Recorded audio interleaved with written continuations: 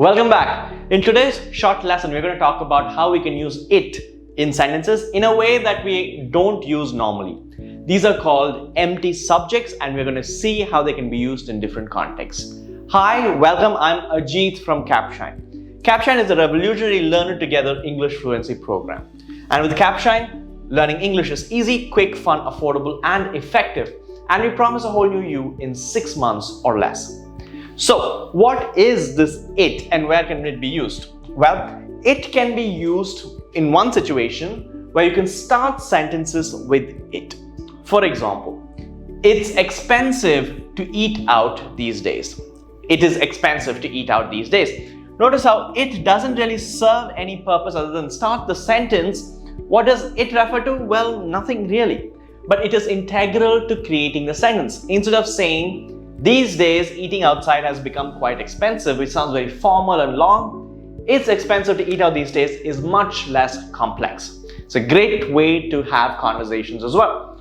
It is fun, or rather, is it fun living in Chennai? So again, a question. Instead of asking, is Chennai a fun place to live in, which is slightly more complex and slightly more complicated, you could say, is it fun living in Chennai? Again, the it's empty subject helps get to these meaningful sentences very quickly without having to complicate things.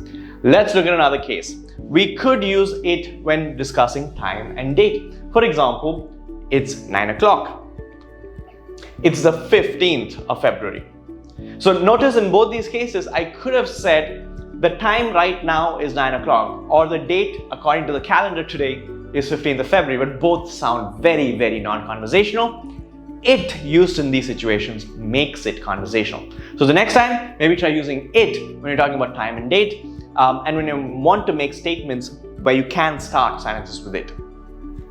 You can apply the same logic with weather. For example, it's sunny, or it isn't that cold today. Both these cases, instead of making a long statement, you could get right to the point by using it as the empty subject.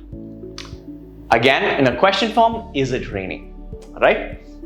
Before we go to the next use cases, a quick word about Capshine's learning model. With Capshine, you get opportunities to speak and learn as a group. You get access to a personalized coach. You get access to custom feedback and monthly recommendations on how you can improve. You also get access to daily micro lessons and challenges as well as live classes through which you can improve yourself, build your basics, and become a better you in English language. Great, let's continue talking about what we had in store. You could also use it with an adjective. Remember, adjectives are words that are used to describe nouns or pronouns. It gives more quality or quantity to nouns or pronouns. So let's look at an example of this. Isn't it fun?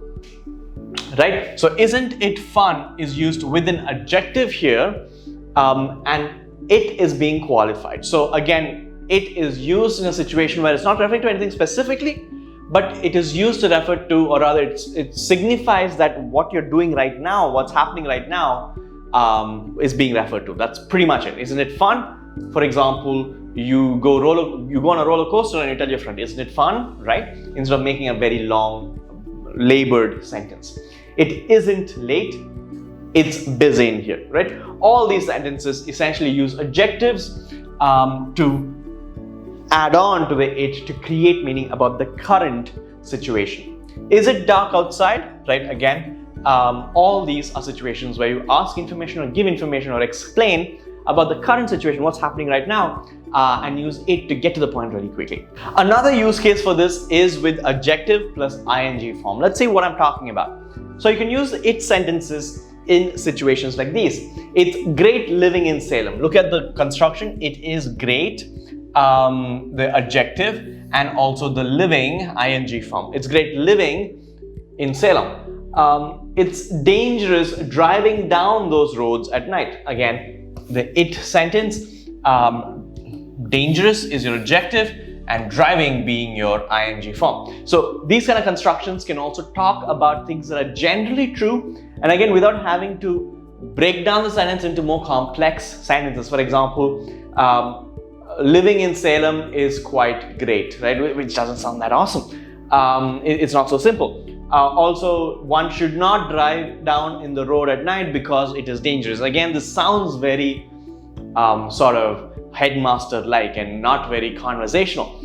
It sentences can break down these complex sentences and make them more conversational as a result. And that's the use of using these it sentences. A similar use case is with adjectives plus to plus verb. So instead of using adjective plus ing verbs, we use to plus verb. And let's look at an example of this with it sentences. Is it expensive to go to the theater? Right? Instead of saying, is going to the theater quite expensive for you? Right? Which is very awkward. Is it expensive? Is it expensive, which is the adjective, to go being your to plus verb. Similarly, it's time to go home. So again, the it, time to go home being the to plus verb. Does that make sense?